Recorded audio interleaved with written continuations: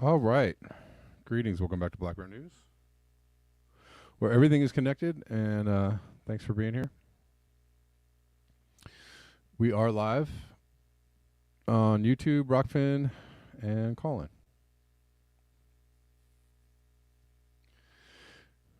Yeah, it looks that way. It does look that it's starting to look that way. Maui is looking very hinky. Deline, which is what we're going to talk about. Um,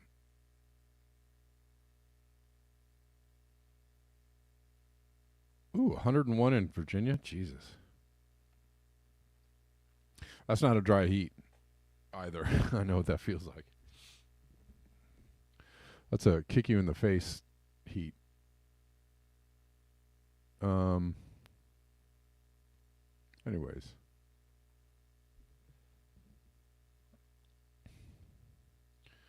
and Rockfinners, how you doing? We're live on Rockfin. Good to see you. You're seeing people in the masks again. Yeah, jeez. I heard there's another strain. Oh my god. I barely heard about this other strain, and what I heard about it was that they concluded that it's not deadly and not very contagious. So it's like everybody put your masks on again. There's a strain that's way less virulent than anything we've experienced before. Okay. Well, I don't know. I don't really know how bad it is. Maybe I should wear a mask again.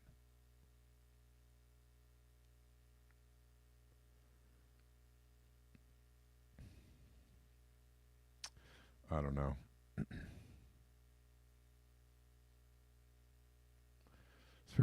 fairly ridiculous. Anyways, just let it go already, people.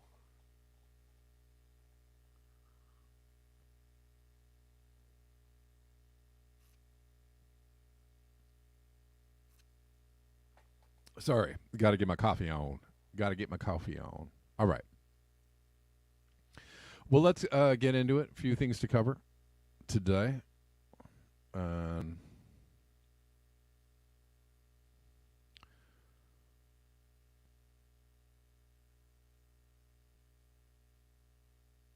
creative experiments. I don't want to get sick, so I wear a mask. My coworkers ran out of sick days or PTO because of COVID, then trying to work sick.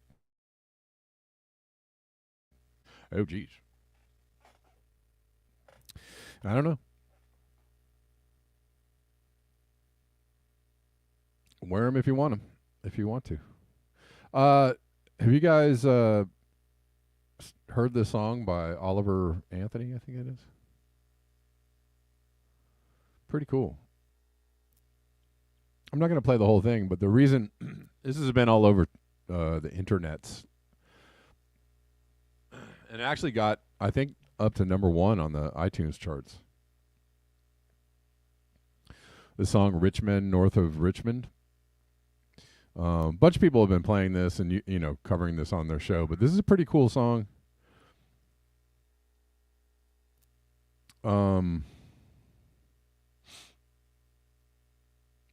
And what I noticed about the song, I might not even I wasn't even really going to play the whole song, but you know, here's the funny thing: this song actually has a line in it that says, "They're not looking out for the miners like they're looking for miners on on an island somewhere," right? So, kind of alludes to a conspiracy that is true. And everybody's up in arms about it. But here's what I noticed: I've been seeing this song reposted all over the place, Instagram, Twitter, and I see a lot of my friends and a lot of other people going, "Yep,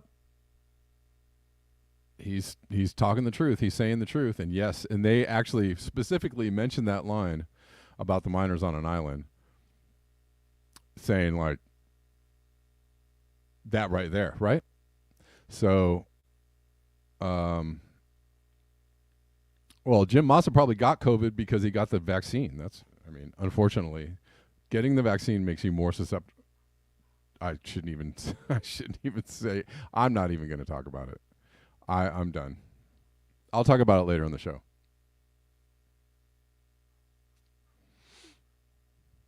Probably because he got the vaccine. That's why he got COVID. Anyways.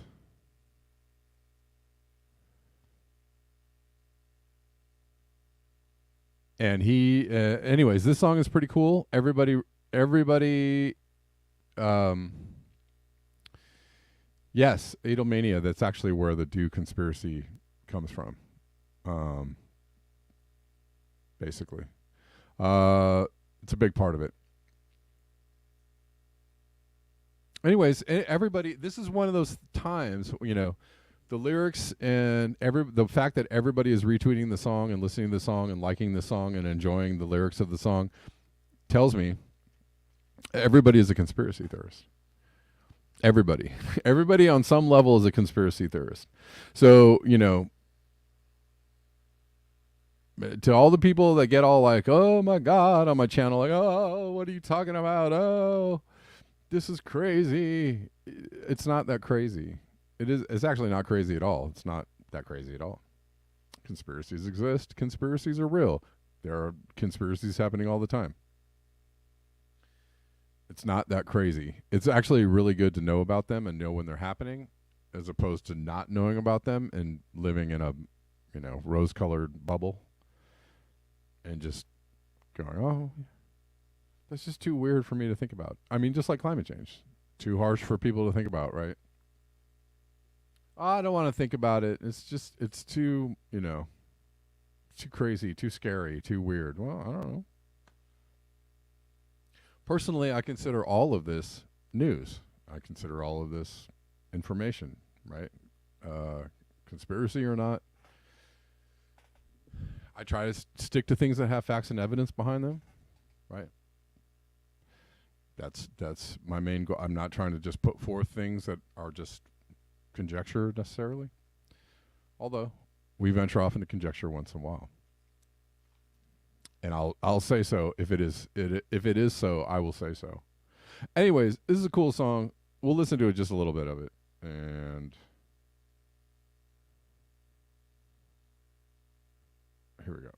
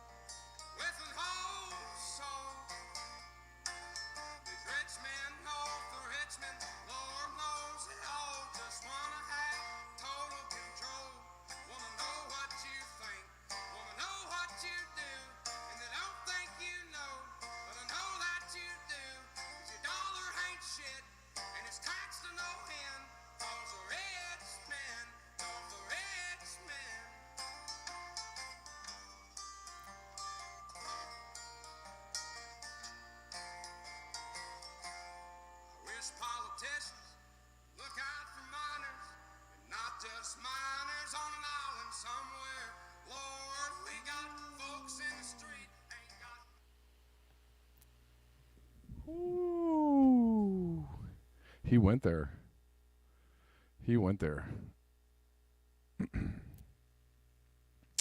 But every single person I saw talking about this song was like, thumbs up, right? So the powers that be don't like messages like that getting out. They don't like people being famous. They don't like, hell of a voice. They don't like truth. They don't like, that's why this channel has been stuck at, 2,700 subscribers for like 5 years. Because they don't like what I'm talking about. They don't like the way I'm delivering it. So they prefer to make it seem like, well, nobody's watching him. He's very unpopular. That ain't true. That's not true at all. Anyways, yes, Schulte, I'm like a walking razor. Don't you watch my side? I'm dangerous. Peter, is that Peter Tosh, right? I think it's Steppin' Razor, like a Steppin' Razor. All right, all right, all right. Let's move on. But that's pretty cool.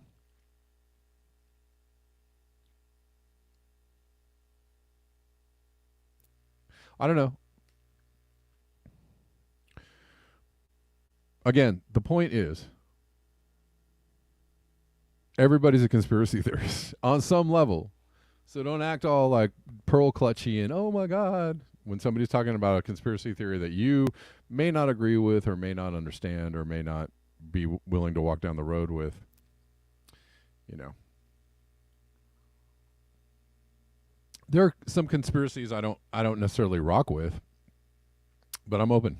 I have an open mind. I always like to consider things, even if I don't agree with them. I'll consider any idea. I'll look at the information. I'll consider what somebody has to say. But if it's not, my problem is also things that are not based in data and evidence. When people push things that are not based on data and evidence and they continue to push them, then I have questions. The guy's name is Oliver Anthony. He's just, if you go to iTunes, he's like right in the top there. Probably on Spotify too.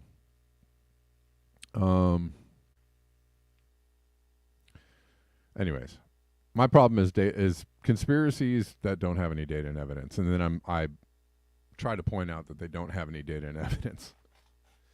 But anyways, speaking of music, I'm going to be doing a music stream myself tonight. Yes, 0 point energy will save us. Right, like that. I'm going to be doing a music stream tonight on YouTube, and that's on my Kevin Sambloom channel, and on Instagram at 7 p.m. Pacific. So if you all want to hang out, come and hang out and listen to a couple songs.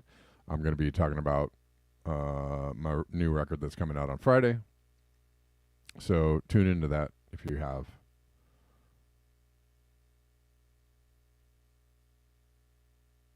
the desire. All right. Okay. Let's go.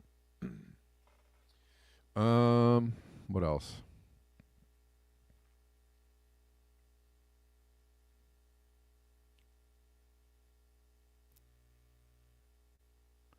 This is okay. So let's talk about Maui a little bit.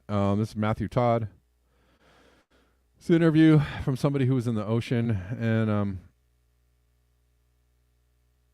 he's just talking about what happened there.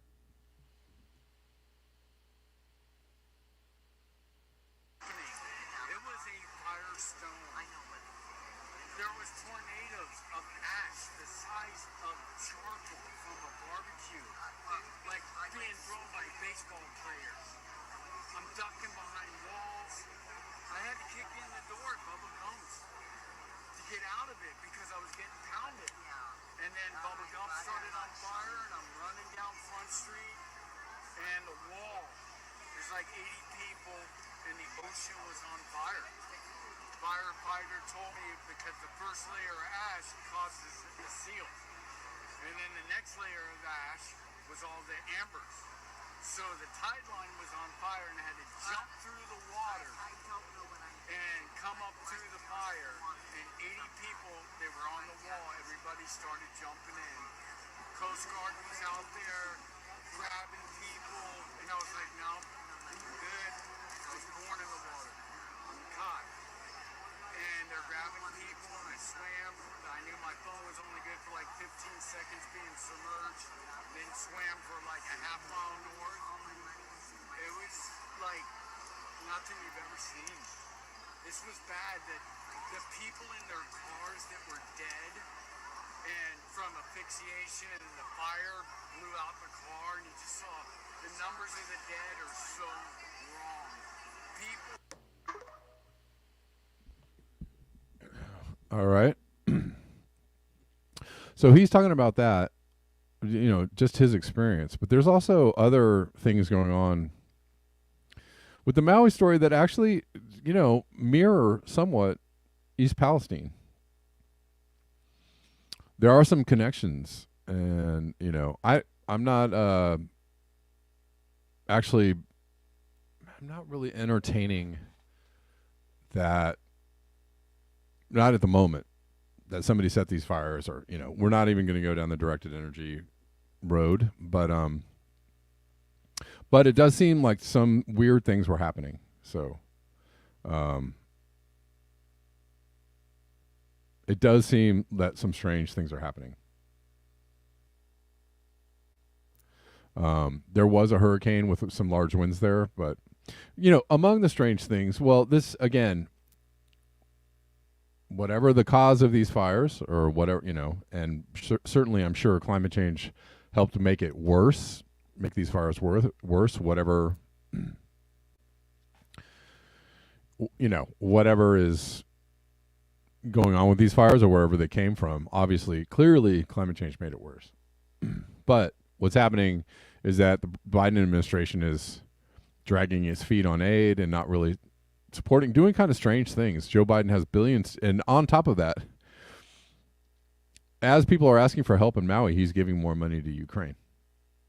And people are concerned about that, right? So Joe Biden has billions to give to Nazis in Ukraine. Meanwhile, he has no comment about relief efforts in Maui. This is Joe Biden's Hurricane Katrina moment. And it's sick that progressives still support him.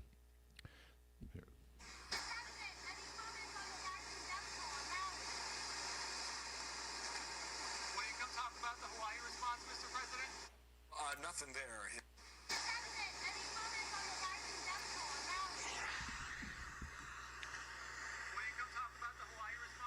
So he's no comment. Just like they were basically no comment on East Palestine. And they did, they've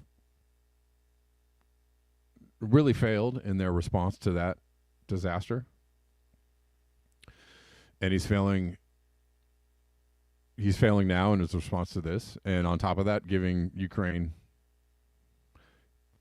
a bunch of money while some very, very strange things are going on around this disaster for sure. And you have to wonder, what's really going on. George Bush was properly roasted. This is from Max Blumenthal. Properly roasted by the national media for passing over New Orleans during Hurricane Katrina. But now, as disaster-stricken Hawaiians are left to fend for themselves without help from FEMA or the National Guard, Biden remains holed up in Rehoboth. From his beach house, Biden asked Congress for more military aid for Ukraine, $24 billion, then federal aid to Hawaii, $12 billion. Which reminds me, where did Biden go during the East Palestine train disaster? To Ukraine to promise more money in U.S. military aid.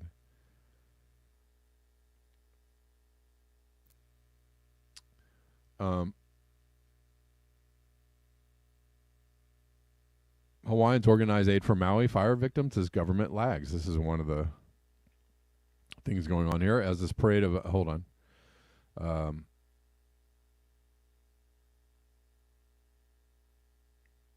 A parade of boats that brought a desperate local thousands of pounds of supplies was one of many. There's no government agency helping us. This is it, said Jareth Lumlung, a native Hawaiian who helped arrange the de facto donation hub. This is our home. This is our community. The entire operation buzzed with urgent efficiency. But this was not the National Guard, nor the Federal Emergency Management Agency, nor the state or local government. This was scores of residents led mostly by Native Hawaiians who had battled immense grief and unreliable communications to coordinate a large-scale disaster relief. And then I saw yet another post saying that they were blocking. So they organized all this disaster relief, and I saw a post saying that they were blocking the delivery of these donations because they were not FEMA, because they were not under the auspices of FEMA. I don't know if that's true, but that's saw somebody talking about that. And if that's true, obviously that's disgusting. Here is another take on Hawaii. Here are some interesting facts about the fire in Maui that should have you asking questions. The Governor, Emergency Management Administration, Fire Chief, Lieutenant Governor, and Attorney General were not on the island when the fire broke out. So the two most critical emergency officials were AWOL. The emergency alert system also wasn't activated, and there were 400 sirens all over the state. The only system they activated was the cell phone alerts, but those comms were down too for some people. With many residents reporting they had zero warnings, some reporting that officials and police told them to stay and they'd be safe just a few hours before engulfing the area. Lastly, they didn't have enough firefighters and equipment. Apparently, there were only 60-plus firefighters across 3 islands. An administrator said they didn't address the fires until they were already at the populated areas and unstoppable. The alarm bells of a conspiracy should be ringing in everyone's head right now. Well, I don't know about that, but, you know, we'll take or leave the conspiracy part, but it seems odd that all of these systems and redundancies, right? You have all these alert systems. You have people who could be responsible or in charge, and literally all of them are gone. Like all of them. So that seems a little coincidental, right? That seems a little hard to fathom that would be. Yeah, well, we had a couple of people who could have responded, but all of them were gone, and none of the systems worked, and none of the alerts worked. So what is happening?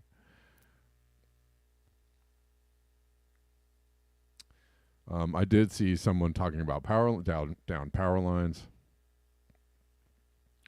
And lastly,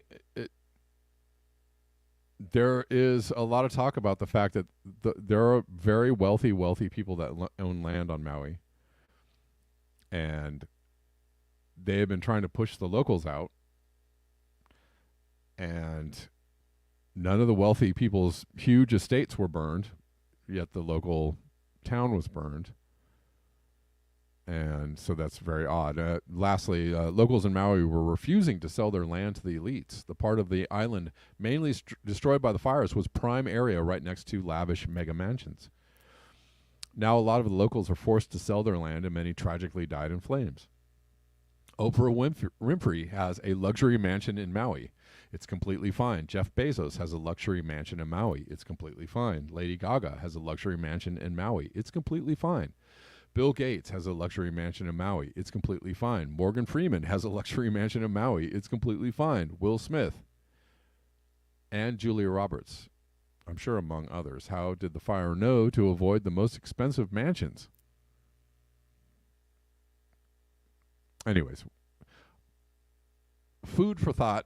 I'm not saying one way or the other. This is it. They've cracked the case. This is why it happened, or that's not what I'm saying. I'm just saying I'm pointing out some interesting facts around this. And again, I'm not.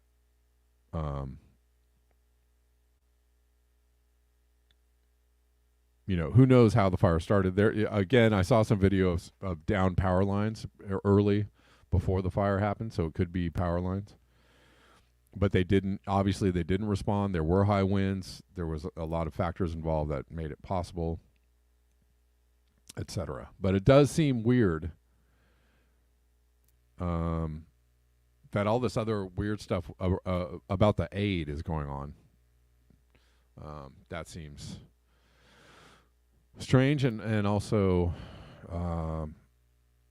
it seems like the powers that be are not really taking care of the problem, since they had to organize disaster relief on their own. So anyways, that's what's happening in Maui. Meanwhile, the Gulf of Mexico is the hottest it has ever been.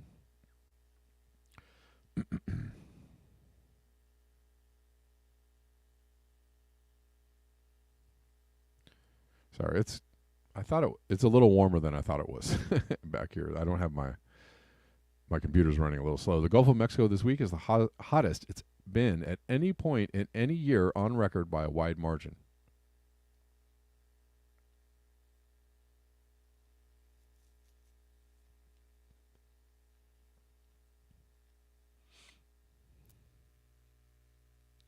Weekly average Gulf Sea surface temperatures have never broken 87 Fahrenheit, but this week it topped 88. An astonishing 1.4 C above the 1991-2020 average. But let's go ahead and build some nuclear power plants in Texas, because that'll be super smart. The water's getting warmer and warmer in the Gulf. I think we need to build some nuclear power plants there. Help the grid out. That'll work. That'll work out, I'm sure.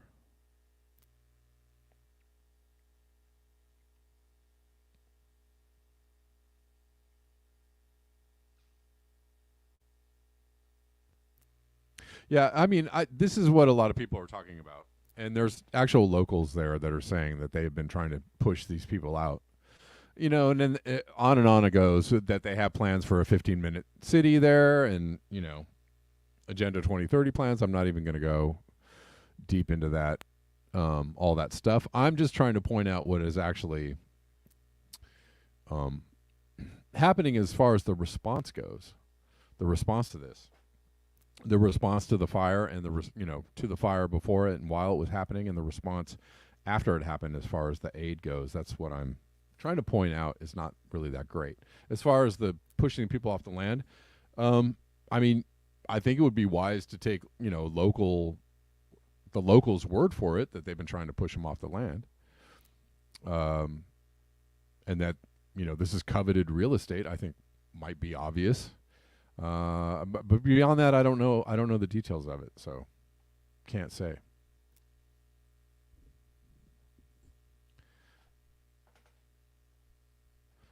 All right.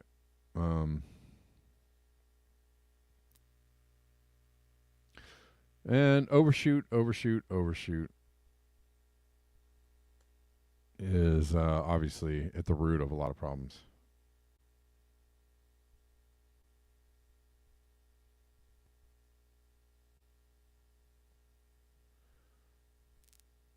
Let's look at this. Every so-called environmental problem is a symptom of the same issue, which is overshoot. And we'll listen to this from Bill Reese and Nate Higgins, however you like to say it. This is a long video. I'm not going to play the whole thing, but I'll play a little bit of it.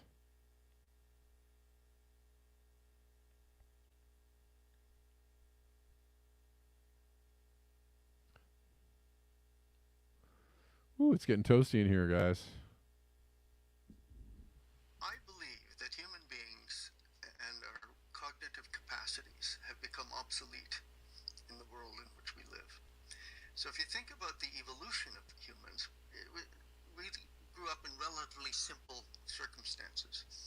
We were in small groups, living in home ranges that weren't all that extensive. We lived and died within a few dozens of kilometers of each other. So there was no real, I suppose, pressures on the human mind to think beyond simple cause-effect relationships. Bottom line is this, that the human brain, our cognitive capacities, tend to be limited in most people to rather simplistic, reductionist perspectives on reality. Okay? And if you think about that, climate change is a perfect illustration, because there are hundreds of things happening, but we fixate on climate change. The focus gets shifted a little bit when something like a pandemic comes along, but then it's all about the pandemic. We forget about climate change. Then there's the war in Ukraine, and we talk about that for a while. And now we're back to climate change. And nobody bothers to connect all of those dots, because human beings are not inherently, intrinsically capable of thinking systemically. When's the last time you had a dinner conversation about lags and thresholds and chaotic behavior and collapse syndrome, which is called catastrophe in systems theory, and so on? It just doesn't happen. Okay, so climate change is our fixation, because there are obvious symptoms that many people can relate to. But it's only one of, we could spend the whole day talking about plunging biodiversity, ocean acidification, soil and land erosion, on and on and on. Every single so-called environmental problem is a symptom of the same issue, which is overshoot. Overshoot is the fundamental issue. And the fundamental issue is the cause of all of these other problems. So overshoot means that human beings are using even renewable resources, the products of ecosystems, much faster than they can regenerate. And we're dumping wastes far in excess of the natural assimilative capacity of ecosystems, of the ecosphere. So on the one hand, we're drawing down all of our natural capital. Fish stocks are collapsing. Soils are eroding at 10 to 40 times the rate of restoration. We're polluting far beyond the capacity of the systems to assimilate. Climate change is a pollution problem because carbon dioxide is the single largest waste product by weight of industrial economies. So the anthropogenic component of climate, the carbon emissions, is a waste product. It's a waste management issue. The system, the Earth system, cannot cope in a timely manner. It will over time, but not in time with the quantity of carbon dioxide that we're putting out there. Wait a minute. By weight, CO2 is the largest waste product? I never thought about it that way. I mean, it's like an invisible gas, but if you add it up, it actually has a weight in tons. We're putting out 36 billion tons a year of carbon dioxide into the atmosphere, of which a significant proportion it's the carbon. And by the way, it's what goes in as fuel, the coal. Yeah, I might play a little. This is a pretty good conversation, so I might play a couple more minutes. But it literally is at the root of everything. Everything, including the systemic problems that we're seeing, right? As in corruption, income inequality, over complexity of our systems, the inability to manage the complexity of our systems, right? Everything is a factor of this overshoot. Everything, even the mustache twirling elites trying to do the nefarious things to you. All of this wouldn't be happening or necessary, or even possible without the overshoot factor, right? All right.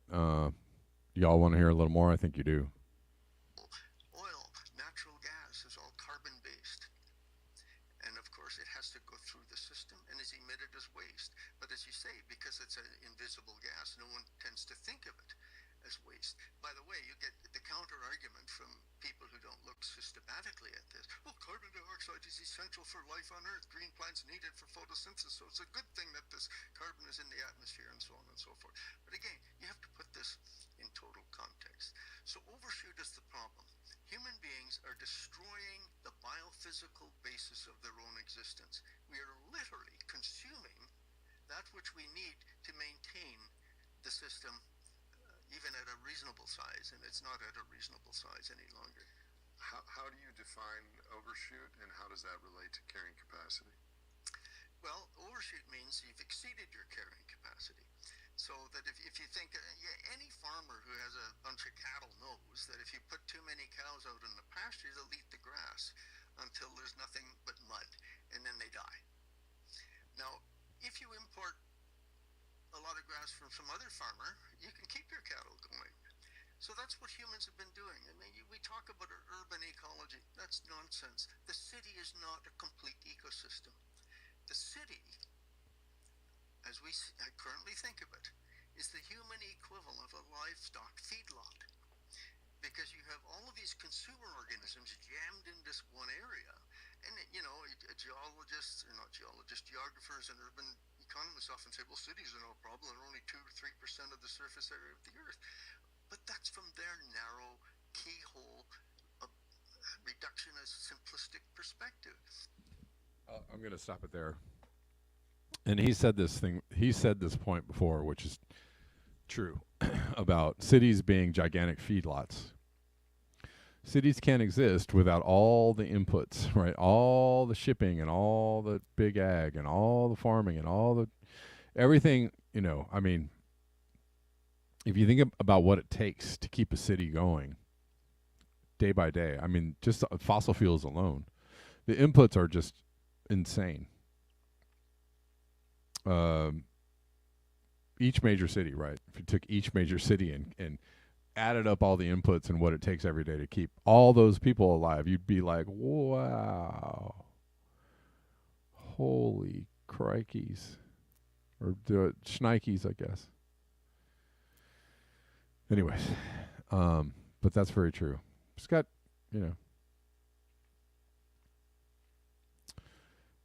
that man knows what's going on. Oh, this is pretty funny.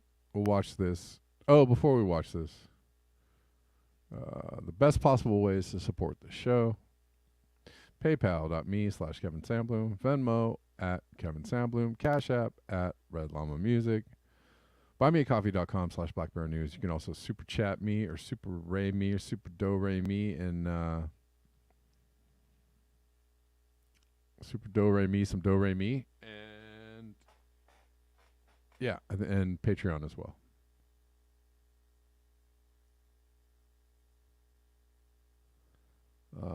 Right.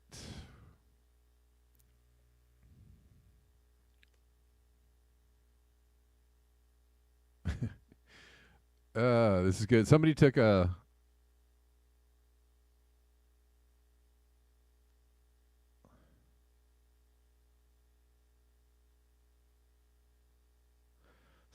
Monty Python clip, and it's pretty appropriate. Let's see.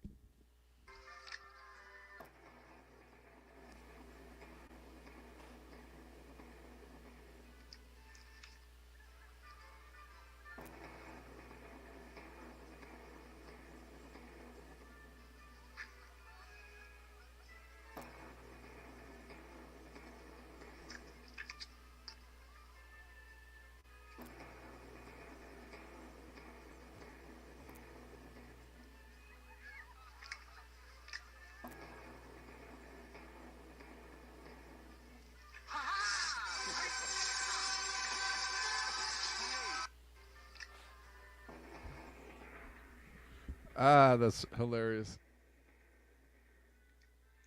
That's pretty good. It's really far away until it's really right up on you. Right? It's really far away. Like, oh. Climate change is so far away. When is it going to get here? Has it ever gotten here? They've been talking about climate change for 30 years and it's still not here. Right? Until you get ganked. Then you're like, oh, shoot. Dang.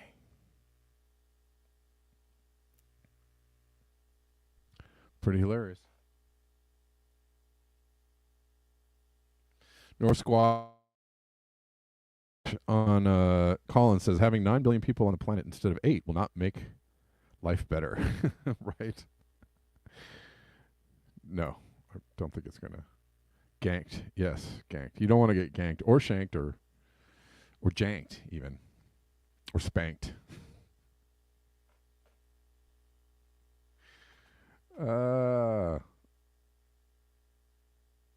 Climate change. I can't see it. Where is it? What is that over there? All right.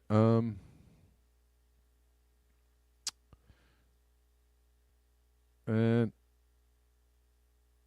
let's see. Temperature's very hot in Morocco. No, we're not going to do that. You're not doing it. Very high temperatures in Morocco, everywhere, again.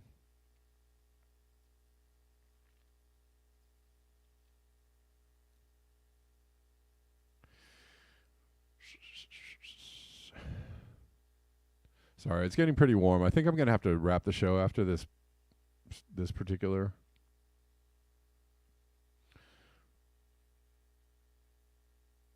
story because everything has gone to a crawl. Temperatures in Morocco have, for the first time on record, topped 50 degrees Celsius. The North African country's meteorological service said Sunday amid a scorching heat wave. It's like a heat wave. Temperatures in Morocco, going to read the same thing over and over and over again. I love when that happens. Anyways, the southern coastal city of Agadir recorded on Friday the new national record of 50.4 C, said the General Directorate of Meteorology. That is quite warm. Add some humidity in there, and that's not a feels like temperature. That's the actual temperature plus some humidity, and you might imagine how uncomfortable that is. Morocco has experienced a series of heat waves over the summer with record-breaking temperatures. The previous highest temperature was 49.9 C in western Sahara city of Smara, and that was recorded on July 13th this year. The previous heat wave is due to the influx of dry and hot air from the south, causing a significant rise in temperatures, surpassing the monthly average by 5 to 13 degrees. Good Lord. The heat wave has caused wildfires in recent days in northern Morocco near Tangier and further east in Taza province, damaging forests but resulting in no casualties. July has been the hottest month ever recorded on Earth. According to European Union's Copernicus Climate Change Service, it surpassed the previous record in July 2019 by 0.33 C. Last month in Morocco was ranked the fourth hottest July since 1961.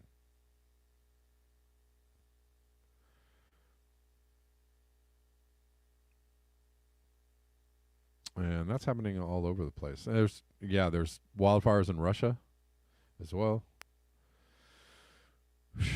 Yeah.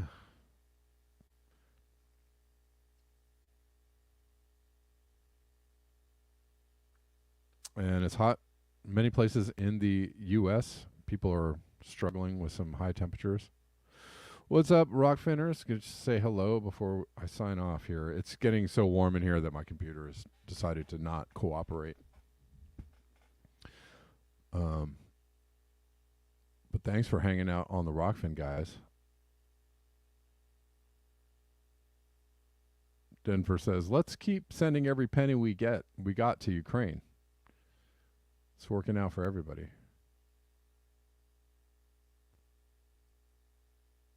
And Denver also says, not sure if you guys realize yet, but the United States isn't the United States anymore. It's something else, and Biden is a foreign agent, literally. Yeah, sure.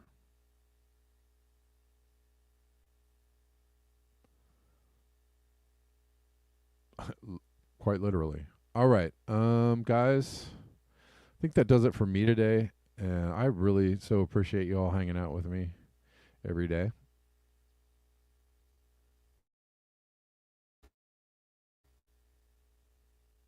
You is the bestest and the smartest.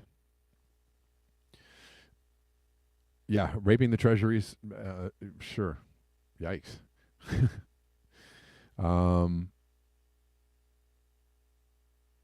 Anyways, guys, thank you so much for hanging out with me today. Tune in to my music stream tonight at 7 p.m. Pacific Daylight Time, Instagram and YouTube, and hopefully I'll see you all there. And until next time, peace.